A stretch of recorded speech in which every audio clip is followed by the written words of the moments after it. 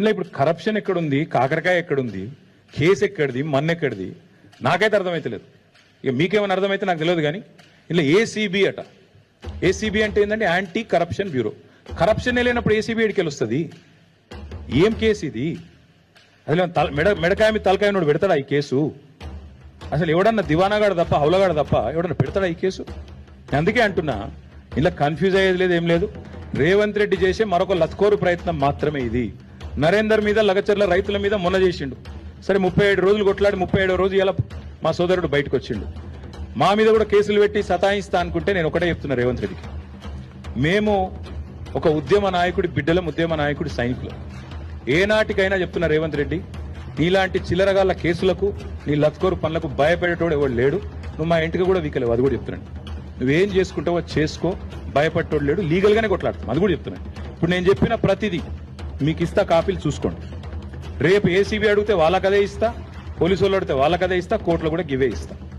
బరాబర్ చెప్తున్నా, నేను తప్పు చేయలేదు కాబట్టి నాకు ఆత్మవిశ్వాసం ఎక్కువ, ఆత్మస్థైర్యం ఎక్కువ.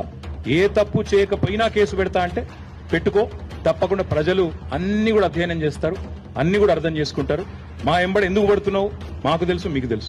ఇందులో ఇప్పుడు కరప్షన్ ఎక్కడుంది, కాకరకాయ ఎక్కడుంది, కేసు ఎక్కడిది, మన్ను ఎక్కడిది నాకైతే అర్థమైతలేదు. ఇక మీకేమైనా అర్థమైతే నాకు తెలియదు. కానీ ఇందులో ఏసీబీ అట. ఏసీబీ అంటే ఏంటంటే యాంటీ కరప్షన్ బ్యూరో. కరప్షన్ లేనప్పుడు ఏసీబీ ఎడికి వస్తుంది? ఏం కేసు ఇది? అసలు మెడకాయ మీద తలకాయ నోడు పెడతాడా ఈ కేసు?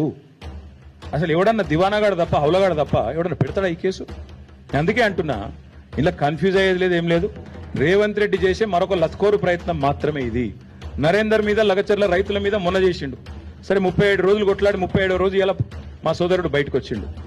మా మీద కూడా కేసులు పెట్టి సతాయిస్తా అనుకుంటే నేను ఒకటే చెప్తున్నా రేవంత్ రెడ్డికి, మేము ఒక ఉద్యమ నాయకుడి బిడ్డలం, ఉద్యమ నాయకుడి సైనికులు.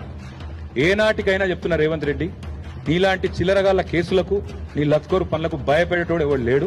నువ్వు మా ఇంటికి కూడా వీకలేవు, అది కూడా చెప్తున్నాను. నువ్వేం చేసుకుంటావో చేసుకో, భయపడేటోడు లేడు. లీగల్గానే కొట్లాడుతాం, అది కూడా చెప్తున్నాను. ఇప్పుడు నేను చెప్పిన ప్రతిదీ మీకు ఇస్తా, కాపీలు చూసుకోండి. రేపు ఏసీబీ అడిగితే వాళ్ళకదే ఇస్తా, పోలీసు వాళ్ళు అడిగితే వాళ్ళకదే ఇస్తా, కోర్టులో కూడా గివే ఇస్తా. బరాబర్ చెప్తున్నా, నేను తప్పు చేయలేదు కాబట్టి నాకు ఆత్మవిశ్వాసం ఎక్కువ, ఆత్మస్థైర్యం ఎక్కువ. ఏ తప్పు చేయకపోయినా కేసు పెడతా అంటే పెట్టుకో, తప్పకుండా ప్రజలు అన్ని కూడా అధ్యయనం చేస్తారు, అన్ని కూడా అర్థం చేసుకుంటారు. మా ఎంబడి ఎందుకు పడుతున్నావు మాకు తెలుసు, మీకు తెలుసు. ఇందులో ఇప్పుడు కరప్షన్ ఎక్కడుంది, కాకరకాయ ఎక్కడుంది, కేసు ఎక్కడిది, మన్ను ఎక్కడిది నాకైతే అర్థమైతలేదు. ఇక మీకేమైనా అర్థమైతే నాకు తెలియదు. కానీ ఇందులో ఏసీబీ అట. ఏసీబీ అంటే ఏంటంటే యాంటీ కరప్షన్ బ్యూరో. కరప్షన్ లేనప్పుడు ఏసీబీ ఎడికి వస్తుంది? ఏం కేసు ఇది? అసలు